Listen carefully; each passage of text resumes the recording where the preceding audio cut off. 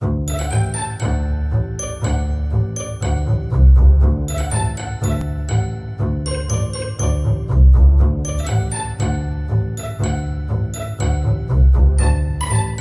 there, yes, it's me, it's Kimmy, and welcome back to my channel!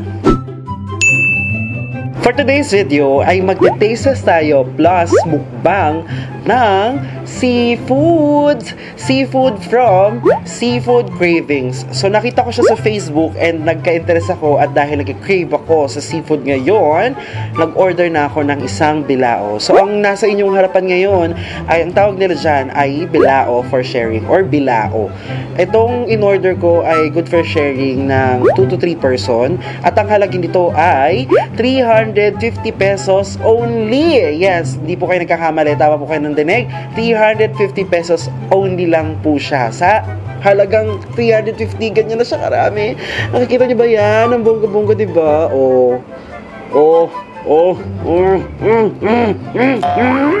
So, ayan.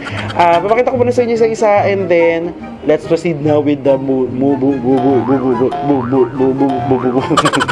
let's proceed now with the mukbang and taste test! So, the information sa ipopost ko na lang sa gilid.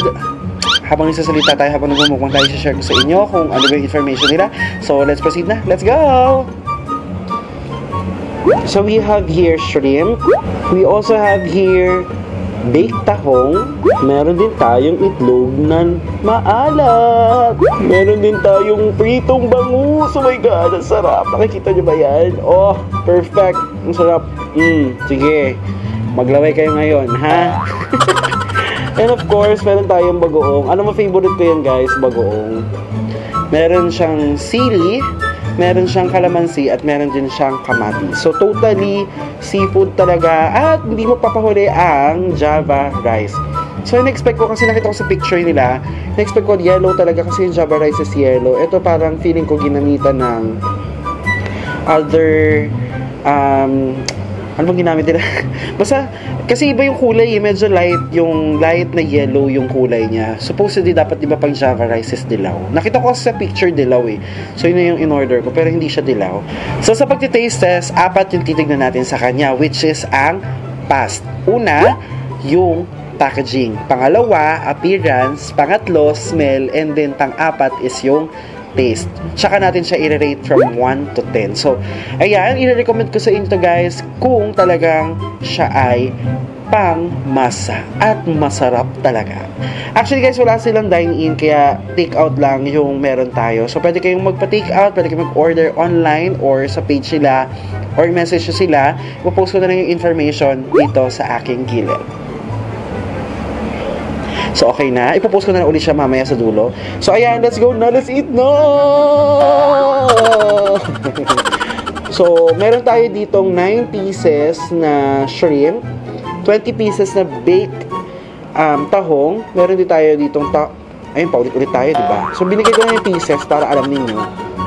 So, ayun na. Let's go na. Trivia lang, sa shrimp daw, ang talagang nakakapagpa-high blood or nagkukos ng high blood ay galing sa ulo. Kaya dapat itapon siya. Charot, hindi ko tatapon to, sayang, no? So, una natin shrimp.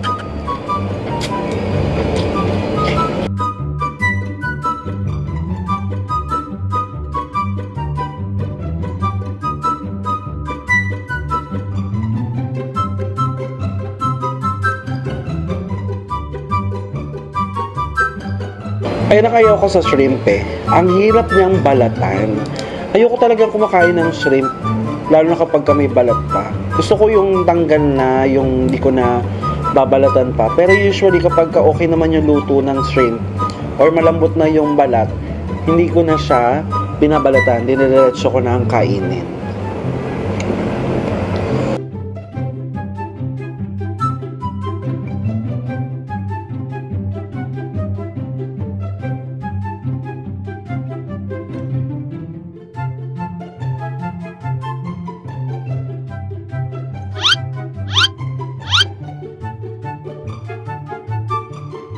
Bake Mac naman tayo. Bake Mac.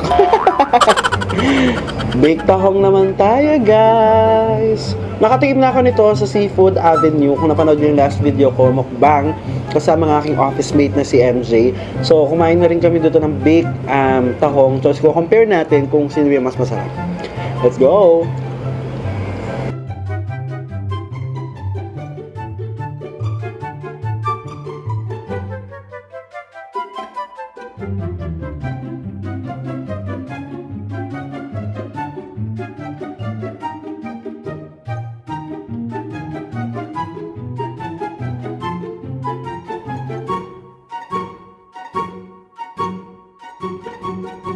Kung i-rate ko sila, silang dalawa, kung sa seafood craving, ay sa seafood avenue, yung tikman ko dong big tahong, siguro bibigyan ko ng 8. Ito naman, sa kanila 7. Kasi feeling ko mas masarap yan. Pero okay naman siya, masarap siya guys.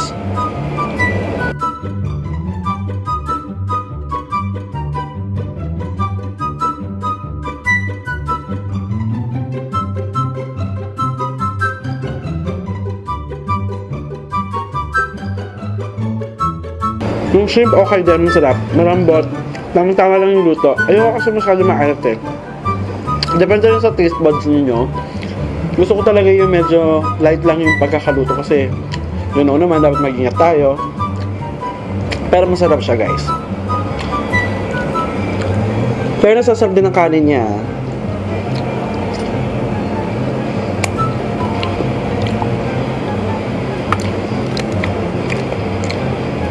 So ayan, marami silang bilao. Marami silang klase ng bilao. Popost ko na nandito sa baba. Tapos may mga order, yung mga menu, o yung menu nila, popost ko na nandito sa baba. Para makita ninyo yung prices, kung gaano karami, at kung ano yung contact info nila kapag gusto nyo magpa-reserve. Kung magpapa-reserve pala kayo guys, yung reservation is 1 day before. So kailangan, kung bukas kayo kakain, ngayon pa lang magpa-reserve na kayo. Para may lista nila kayo. At hindi kayo maubusan ng slot. Ngayon, since wala silang place or wala silang restaurant talaga, nagde-deliver lang sila.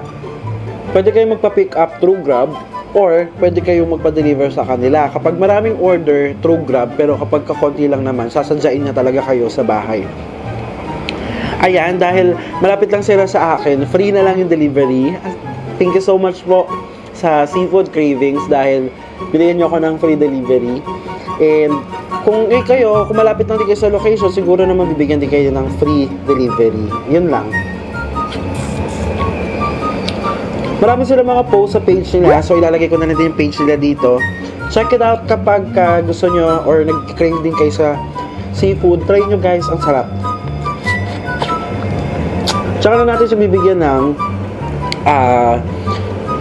score after natin makain lahat. So ngayon, sa appearance, wala akong masabi dahil naakit niya ako at talagang nakakagutom siya, tignan. Pangalawa, yung packaging niya okay sa akin kasi dahil safe siya at saka nakabalot siya ng foil, then may tali. Sobrang safe. And then sa yung essence, yung smell niya, babango, okay siya sa akin. Hindi siya yung malansa, hindi rin siya yung parang mabaho, yung parang hindi mo maintindihan yung amoy. Mabango siya guys, talagang nilinis sila at talagang alam mo na maayos silang gumawa. So ayan, try nyo guys, order na kayo, murang-mura lang. Meron sila, ito 350 lang to pero ang dami na, good to 2 to 3 person, pero ako lang kumakain, di ba?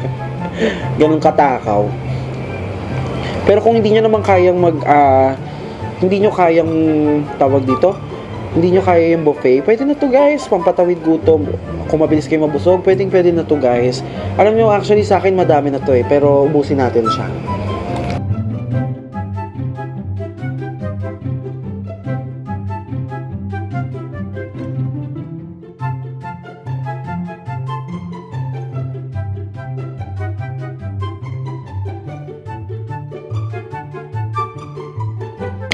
I love seafood. Really, I love seafood.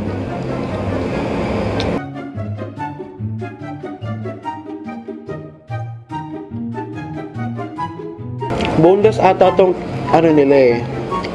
Itong, hindi pala, hindi siya boneless guys. Marami siyang tinik. So mag-ingat kayo sa pagkain ng bangus dahil maraming tinik yan. Ito, hindi siya boneless. So kailangan mo pang mag-debone para makain mo siya.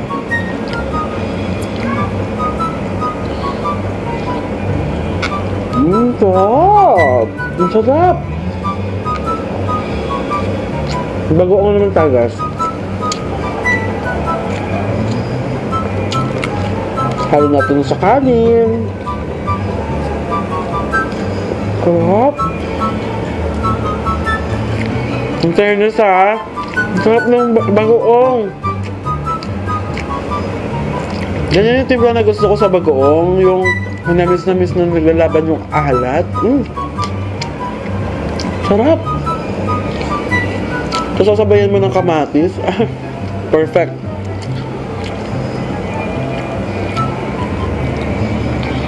Nako, ito na po tayo. Ang konti ng kanin. Nakakabitin.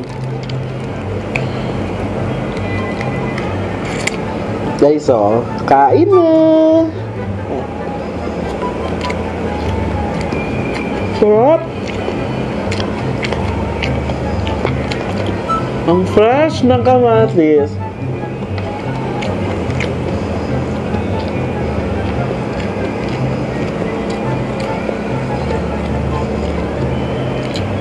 Oh, ayoko ng ganito, yung may buto pa. Yung may tinik-tinik pa, natatakot ako. Natatakot ako matinik.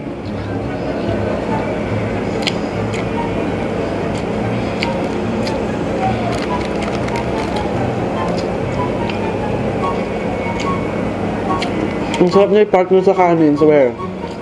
Balatan na natin to.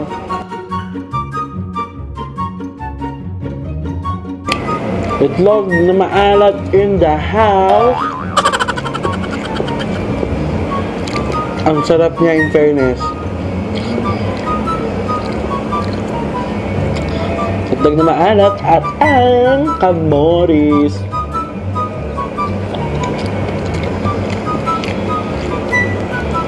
Lunch ko na to, guys.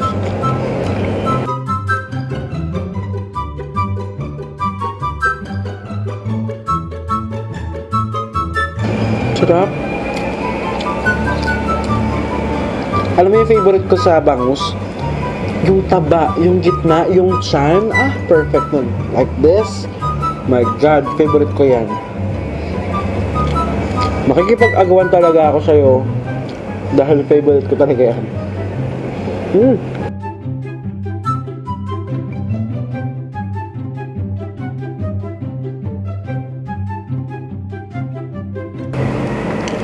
Yung lasa ng tahong, para siyang may margarine na tinimplahan, tapos nilagay lang siya sa ibabaw. Parang ganun yung sign niya. Medyo naumay ako. Siguro dahil marami siya, or naumay ako sa kanya.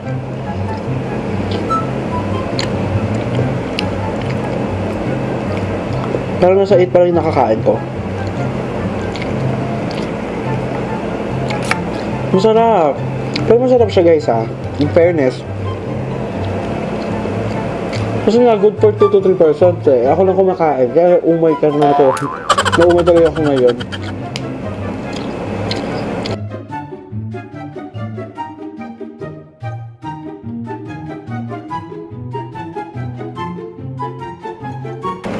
Nana kong kanin.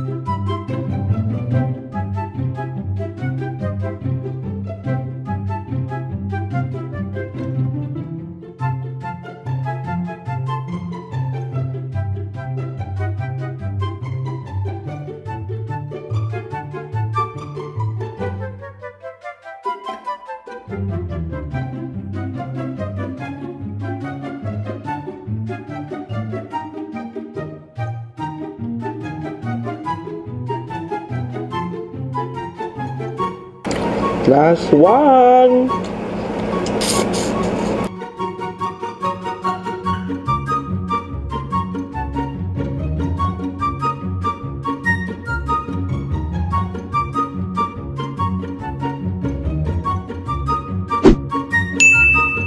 So hanggang dito na lamang po. Thank you so much for watching and I hope you like this video. At kung nakikrave ka sa seafood, order na sa Seafood Cravings! Ang kanilang office ay located sa 10th Avenue. So wala silang physical restaurant. So sila lang ay nagpapareserve at nagde-deliver lang ng gantong klase ng order. So yung in-order ko kanina ay bilao, good for sharing, 2 to 3 persons, 350 pesos only. Pero busog na busog ka naman. Good for 2 to 3 persons, guys, ha? Pero ako lang kumain. So, yun ang natira ko lang ay ang bagoong. Other than that, wala na. At as in, ubos. So, nag-enjoy naman ako at talagang naubos ko siya. Hindi na ako makagalaw kanina kasi parang nararamdaman ko parang high blood din ata ako. Pero hindi naman. So, ayun lang. Hanggang dito na naman po. Thank you so much pala sa cravings, sa Seafood Cravings dahil sa chance na binigay niyo sa akin para makapag-vlog at i-vlog ang inyong product. So, thank you so much. Kung gusto niyo i-check ang kanilang Facebook page, just check their Facebook page. Ipapost ko po sa may baba. So, ayun po yung kanilang Facebook page and then you may contact their contact number here. So, ilalagay natin dito yung contact number nila para makontak ninyo if ever na gusto niyo magpa-reserve at nagki-crave din kayo sa seafood, reserve na guys dahil sobrang daming nag-o-order. Para ma-place nila yung order ninyo, magpa-reserve kayo ahead of time. So, ako nagpa-replace ako siguro mga 2 to 3 days or 5 days ata. Hindi ko alam basta sobrang layo pa ng araw, pina-reserve ko na siya. Kasi nga nakita ko, for reservation, just contact the number. So, yun yung number na nandyan. So, ipopost ko dito yung number nila. So, kung gusto nyo magpa-order, gusto nyo umorder, order nyo na guys. Kung malapit lang kayo, baka free pa yung delivery nila sa inyo. Kasi pag maraming order at malayong yung location, it's either ipapa-pick up mo siya sa Grab Food. Wala silang Grab Food ha. Sorry, wala pala silang Grab Food. Magpapa-pick up lang kayo sa Grab Delivery and then yun na. Doon nyo na lang makukuha yung product. So, kung malapit lang kayo sa location, baka free pang ibigay sa inyo ng Seafood Cravings. So, hanggang dito naman po. Thank you so much, Seafood Cravings. Talagang nasatisfy ako sa pagkaing ito. So, kung i-rate natin siya from 1 to 10, bibigyan ko siya ng 8. Why 8? Kasi, meron pa akong lasa na hinahanap. Pero, siguro dahil iba lang yung taste buds na timpla nila. Pero all in all, masarap siya. Talagang recommendable. Commendable, guys. At talagang mabait pa si Kuya yung nag-deliver. Thank you so much, Kuya. Thank you so much talaga sa pag-deliver. And ayun lang, hanggang dito na lamang po.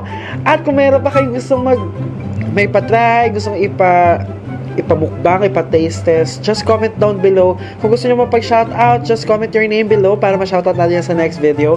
And kung hindi pa napapanood ang mga previous videos like mukbang, taste test, challenge, lifestyle, and travel, you can watch those sa aking YouTube channel. Just type KAMMAIZA or kimreymendiolamaiza. At kung bago ka lang sa aking channel, please don't forget to subscribe and click the notification bell para updated kayo whenever I upload a new videos. At kung nag-enjoy kayo, please give me a thumbs up. At kung hindi naman, please give me a downs up. Ano ba? Basta yun, bigyan nyo ko ng ganun. Basta hanggang dito naman po. And see you soon sa aking next video. Bye-bye!